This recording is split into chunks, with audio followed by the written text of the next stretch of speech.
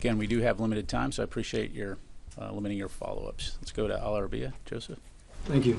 Mr. Secretary, just to follow up on Prime Minister Netanyahu's comments yesterday, he said that he wanted to fast-track, he wanted U.S. weapons fast-tracked. He said that this would lead to a quicker end to the war in Gaza. Your former top official, who departed just in January on Middle East policy, said that the faster delivery of U.S. weapons to Israel will not enable a faster end to the war. There's no end to the war if the ends are total victory or only defined in military terms. Can you say whether you agree with that assessment or not? And General, I wanted to ask about the Houthis again.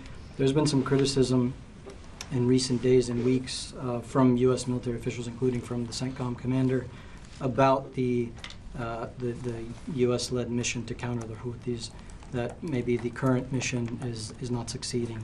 Can you talk about any recommendations that you've made that the administration has not heeded or listened to, or what more could be done other than, you mentioned more than just military operations or related matters. What else could be done specifically? Thank you.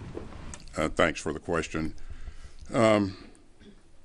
Regarding the speed of delivery of security assistance to Israel, we have provided security assistance to Israel at a record pace, and we've done that from the very beginning. And we're able to do that because we learned a lot of lessons from our efforts to provide security assistance to Ukraine. And you saw what happened initially. You know, this conflict. Well, the Israelis were attacked. A couple of days later, you know, we had security assistance flowing in on the airfield there to our allies there in Israel.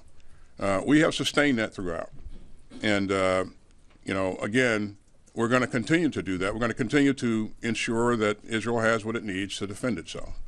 But again, in terms of the Prime Minister's comments, I won't comment on that. What I will tell you is I'm going to stay focused on doing what we've done to date, providing Israel what it needs to be successful. So.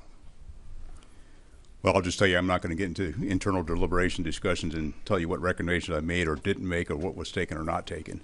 But I will say is that what we are doing is actually taking away capability from the Houthis from a military aspect. But to be able to address this, it's going to take broader than just the military strikes. There's an inspection regime of things that of smuggling that we can work through. There's also other things that, from a sanction standpoint and many of the tools that you're probably familiar with. And that's the conversation of the things that we need to do, not just for the U.S., but just in the international community, and to raise the awareness of the impact of, you know, there is the full navigation now, but there is an impact. And so how do we collectively, internationally, look at this so we can get that free flow of commerce back through the Red Sea and the involvement in debt? Okay, let's go to NBC. Thanks.